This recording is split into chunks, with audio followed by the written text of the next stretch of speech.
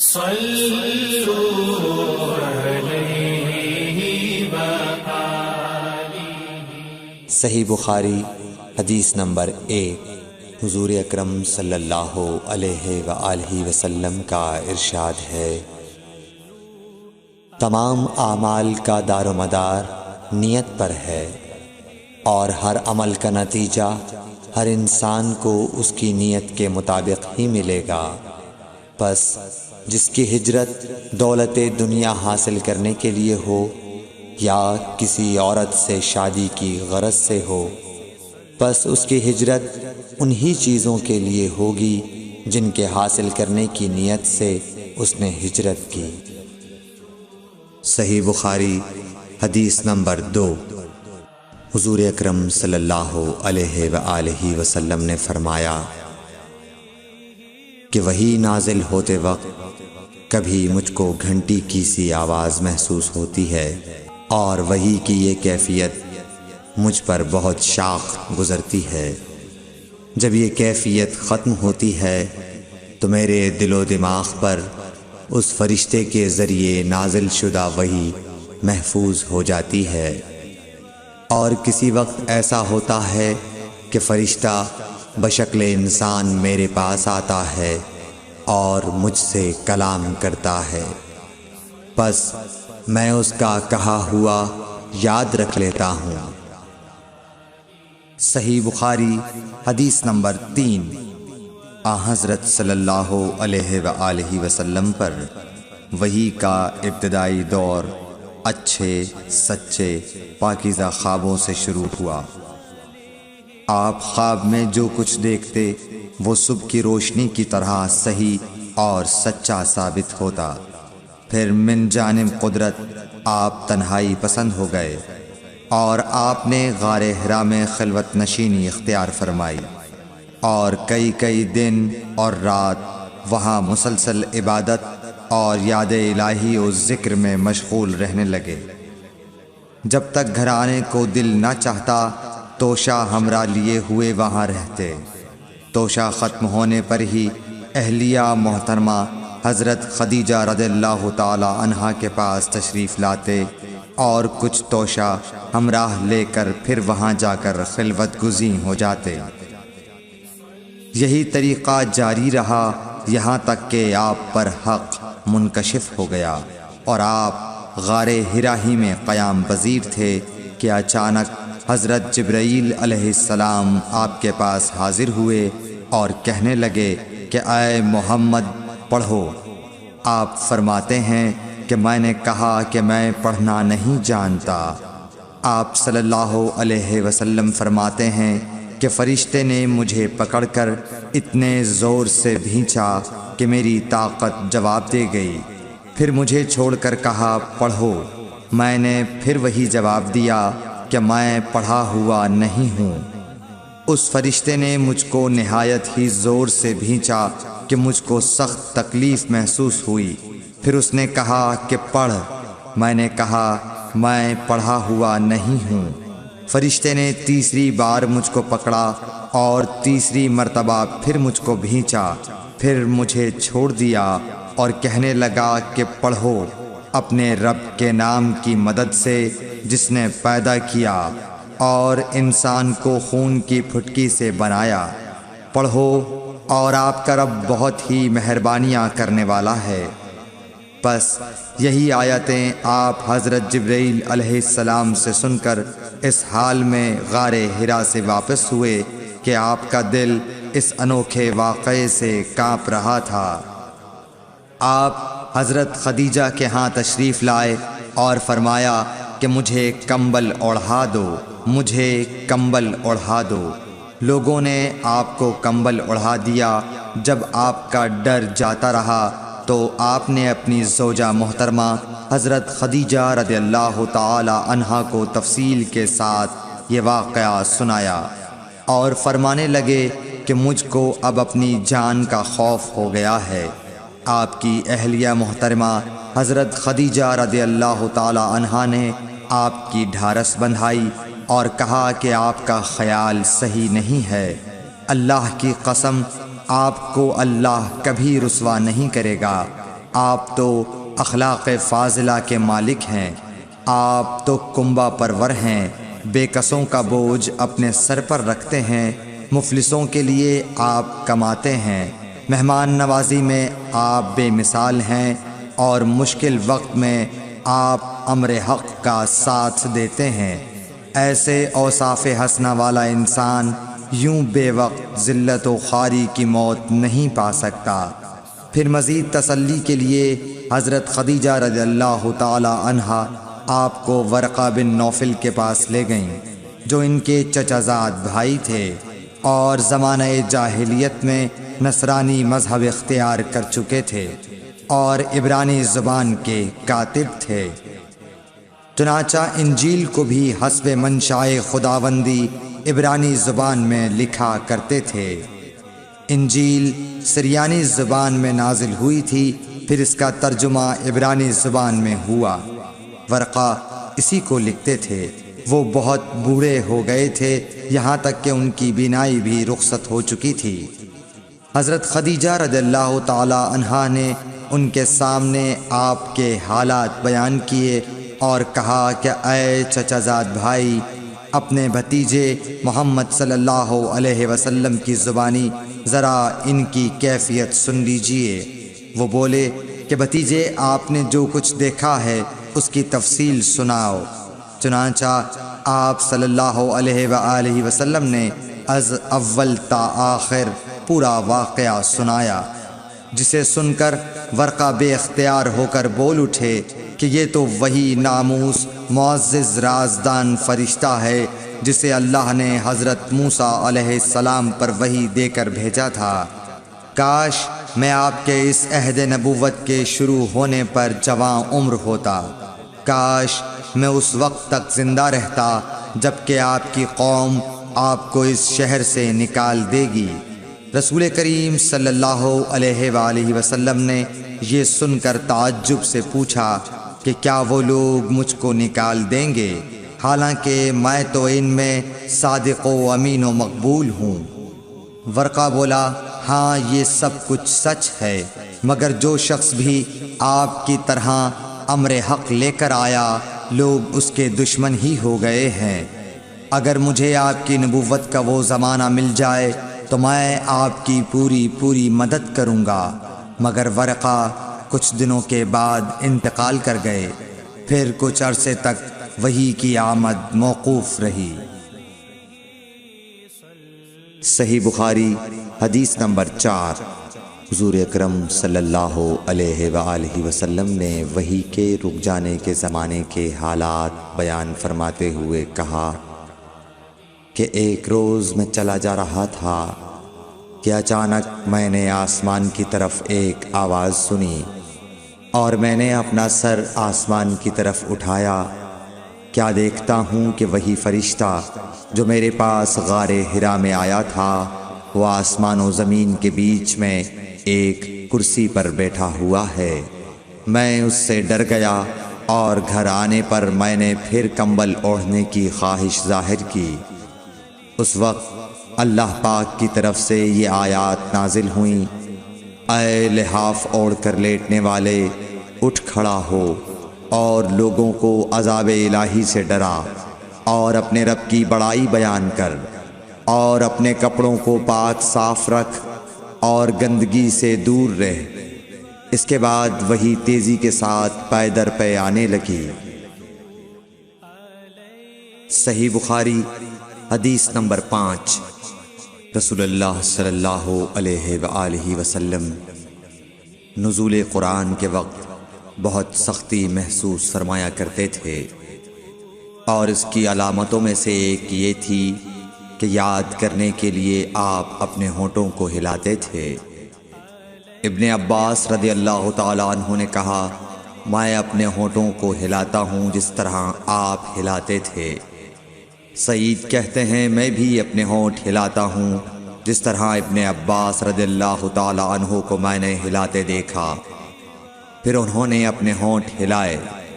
ابن عباس رضی اللہ تعالیٰ عنہ نے کہا، پھر یہ آیت اتری کہ اے محمد، قرآن کو جلد جلد یاد کرنے کے لیے اپنی زبان نہ ہلاؤ۔ اس کا جمع کر دینا اور پڑھا دینا ہمارا ذمہ ہے۔ حضرت ابن عباس رضی اللہ تعالی عنہ کہتے ہیں، یعنی قرآن آپ صلی اللہ علیہ وآلہ وسلم کے دل میں جمع دینا اور پڑھا دینا ہمارے ذمہ ہے۔ پھر جب ہم پڑھ چکے تو اس پڑھے ہوئے کی اتباع کرو۔ ابن عباس رضی اللہ تعالی عنہ فرماتے ہیں، اس کا مطلب یہ ہے آپ اس کو خاموشی کے ساتھ سنتے رہو، اس کے بعد مطلب سمجھا دینا ہمارے ذمہ ہے۔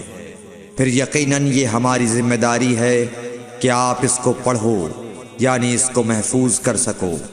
چنانچہ اس کے بعد جب آپ کے پاس حضرت جبرائیل علیہ السلام وحی لے کر آتے تو آپ توجہ سے سنتے، جب وہ چلے جاتے تو رسول اللہ صلی اللہ علیہ وسلم اس وحی کو اس طرح پڑھتے جس طرح حضرت جبرائیل علیہ السلام نے اسے پڑھا تھا۔ صحیح بخاری حدیث نمبر 6۔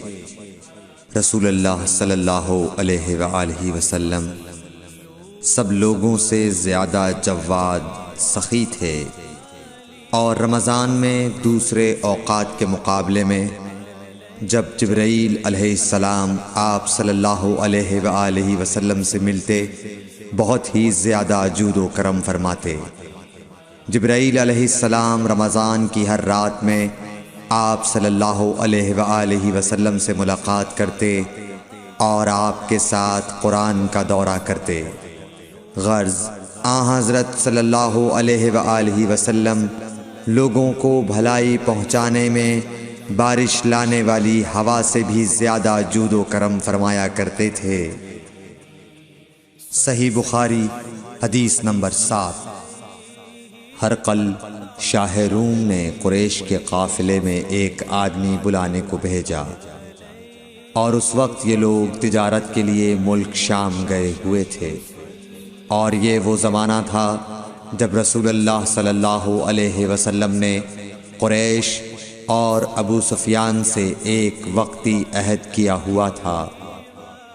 جب ابو سفیان اور دوسرے لوگ ہرقل کے پاس ایلیا پہنچے جہاں ہرقل نے دربار طلب کیا تھا، اس کے گرد روم کے بڑے بڑے لوگ، علماء، وزراء و امراء بیٹھے ہوئے تھے۔ ہرقل نے ان کو اور اپنے ترجمان کو بلوایا، پھر ان سے پوچھا کہ تم میں سے کون شخص مدعی رسالت کا زیادہ قریبی عزیز ہے؟ ابو سفیان کہتے ہیں کہ میں بول اٹھا کہ میں اس کا سب سے زیادہ قریبی رشتہ دار ہوں۔ یہ سن کر ہرقل نے حکم دیا کہ اس ابو سفیان کو میرے قریب لا کر بٹھاؤ اور اس کے ساتھیوں کو اس کی پیٹھ کے پیچھے بٹھا دو۔ پھر اپنے ترجمان سے کہا کہ ان لوگوں سے کہہ دو کہ میں ابو سفیان سے اس شخص یعنی محمد صلی اللہ علیہ وسلم کے حالات پوچھتا ہوں، اگر یہ مجھ سے کسی بات میں جھوٹ بول دے تو تم اس کا جھوٹ ظاہر کر دینا۔ ابو سفیان کا قول ہے کہ خدا کی قسم اگر مجھے یہ غیرت نہ آتی کہ یہ لوگ مجھ کو جھٹلائیں گے تو میں آپ صلی اللہ علیہ وسلم کی نسبت ضرور غلط گوئی سے کام لیتا۔ خیر، پہلی بات جو ہرقل نے مجھ سے پوچھی وہ یہ کہ اس شخص کا خاندان تم لوگوں میں کیسا ہے؟ میں نے کہا وہ تو بڑے اونچے عالی نسب والے ہیں۔ کہنے لگا اس سے پہلے بھی کسی نے تم لوگوں میں ایسی بات کہی تھی؟ میں نے کہا نہیں۔ کہنے لگا اچھا اس کے بڑوں میں کوئی بادشاہ ہوا ہے؟ میں نے کہا نہیں۔ پھر اس نے کہا بڑے لوگوں نے اس کی پیروی اختیار کی ہے یا کمزوروں نے؟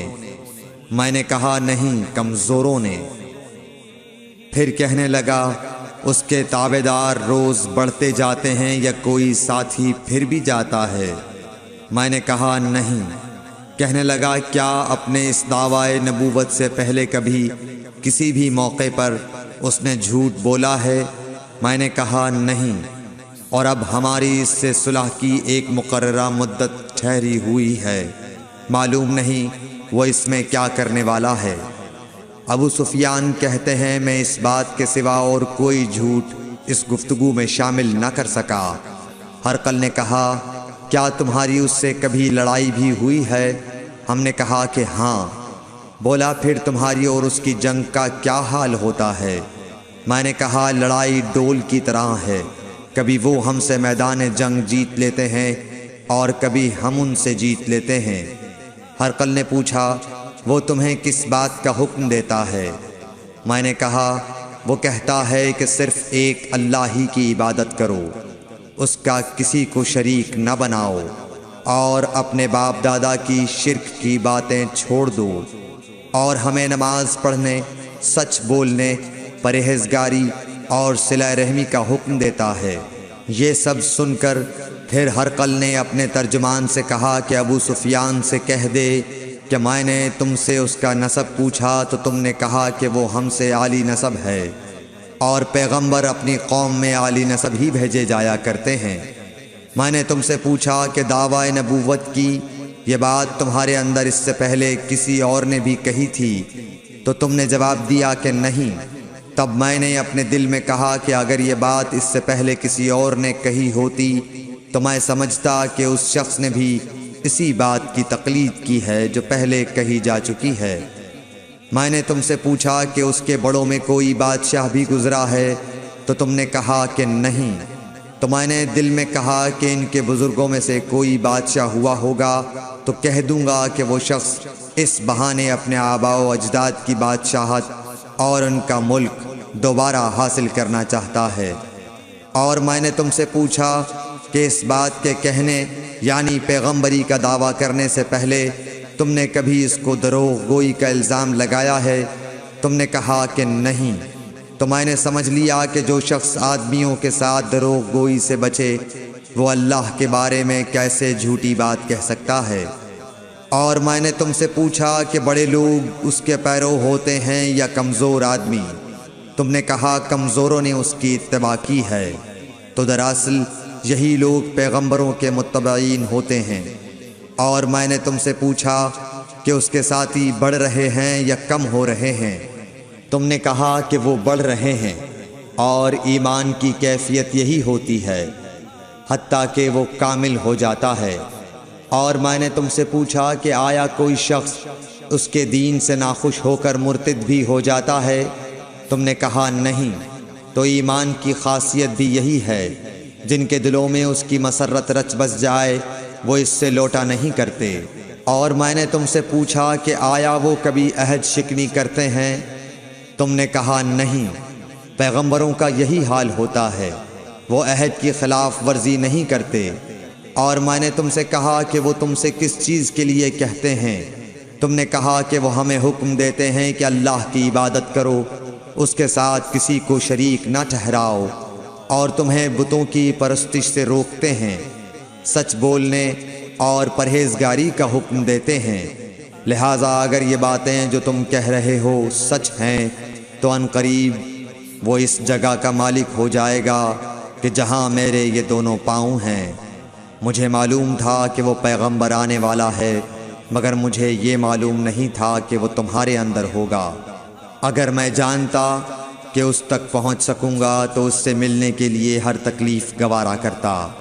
اگر میں اس کے پاس ہوتا تو اس کے پاؤں دھوتا۔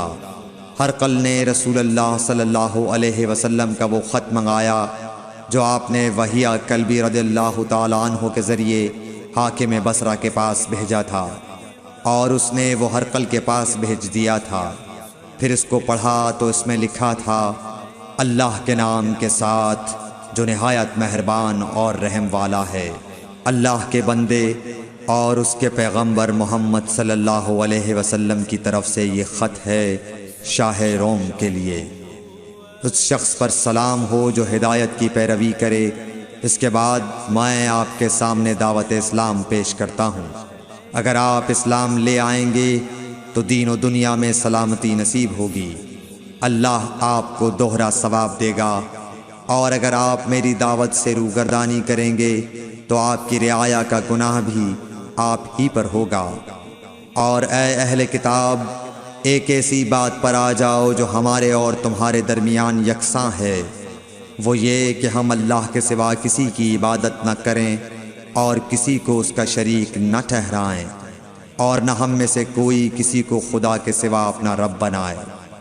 پھر اگر وہ اہل کتاب اس کتاب سے منہ پھیر لیں تو مسلمانوں تم ان سے کہہ دو کہ تم مانو یا نہ مانو، ہم ایک خدا کے اطاعت گزار ہیں۔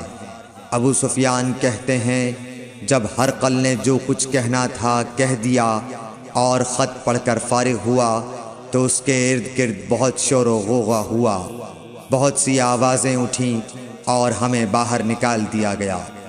تب میں نے اپنے ساتھیوں سے کہا کہ ابو کبشہ کے بیٹے حضرت صلی اللہ علیہ وسلم کا معاملہ تو بہت بڑھ گیا، دیکھو تو اس سے بنی اصفر روم کا بادشاہ بھی ڈرتا ہے۔ مجھے اس وقت سے اس بات کا یقین ہو گیا کہ حضور صلی اللہ علیہ وسلم ان قریب غالب ہو کر رہیں گے، حتیٰ کہ اللہ نے مجھے مسلمان کر دیا۔ راوی کا بیان ہے کہ ابن ناطور ایلیا کا حاکم ہرقل کا مصاحب اور شام کے نصارہ کا لاٹ پادری بیان کرتا تھا کہ ہرقل جب ایلیا آیا ایک دن صبح کو پریشان اٹھا تو اس کے درباریوں نے دریافت کیا کہ آج ہم آپ کی حالت بدلی ہوئی پاتے ہیں، کیا وجہ ہے؟ ابن ناطور کا بیان ہے کہ ہرقل نجومی تھا، علم نجوم میں وہ پوری مہارت رکھتا تھا۔ اس نے اپنے ہم نشینوں کو بتایا کہ میں نے آج رات ستاروں پر نظر ڈالی تو دیکھا کہ ختنہ کرنے والوں کا بادشاہ ہمارے ملک پر غالب آ گیا ہے۔ بھلا اس زمانے میں کون لوگ ختنہ کرتے ہیں؟ انہوں نے کہا کہ یہود کے سوا کوئی ختنہ نہیں کرتا، سو ان کی وجہ سے پریشان نہ ہوں۔ سلطنت کے تمام شہروں میں یہ حکم لکھ بھیجیے کہ وہاں جتنے یہودی ہوں سب قتل کر دیے جائیں۔ وہ لوگ انہی باتوں میں مشغول تھے کہ ہرقل کے پاس ایک آدمی لایا گیا جسے شاہ غسان نے بھیجا تھا۔ اس نے رسول اللہ صلی اللہ علیہ وسلم کے حالات بیان کیے۔ جب ہرقل نے سارے حالات سن لیے تو کہا کہ جا کر دیکھو وہ ختنہ کیے ہوئے ہے یا نہیں۔ انہوں نے اسے دیکھا تو بتلایا کہ وہ ختنہ کیا ہوا ہے۔ ہرقل نے جب اس شخص سے عرب کے بارے میں پوچھا تو اس نے بتلایا کہ وہ ختنہ کرتے ہیں۔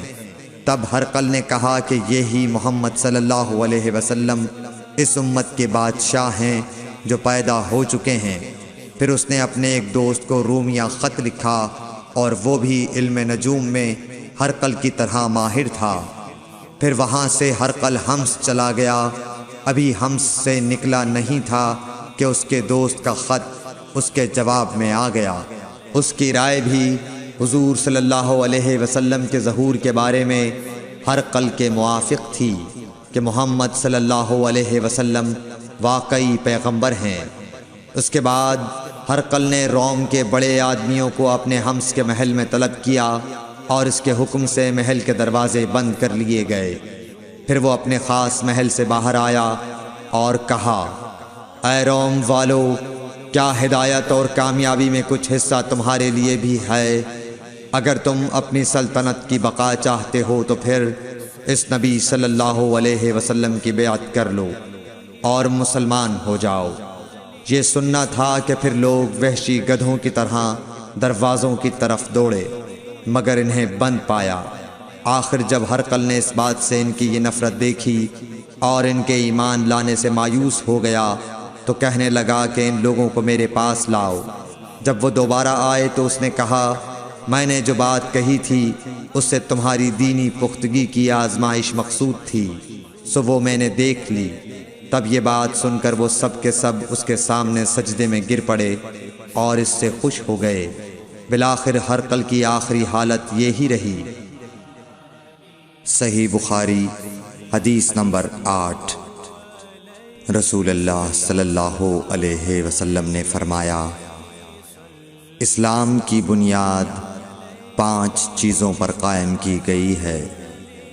اول گواہی دینا کہ اللہ کے سوا کوئی معبود نہیں اور بے شک حضرت محمد صلی اللہ علیہ وسلم اللہ کے سچے رسول ہیں، اور نماز قائم کرنا اور زکوٰۃ ادا کرنا اور حج کرنا اور رمضان کے روزے رکھنا۔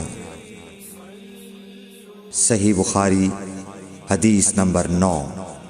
نبی کریم صلی اللہ علیہ وآلہ وسلم نے فرمایا کہ ایمان کی 60 سے کچھ اوپر شاخیں ہیں، اور حیا شرم بھی ایمان کی ایک شاخ ہے۔ صحیح بخاری حدیث نمبر 10۔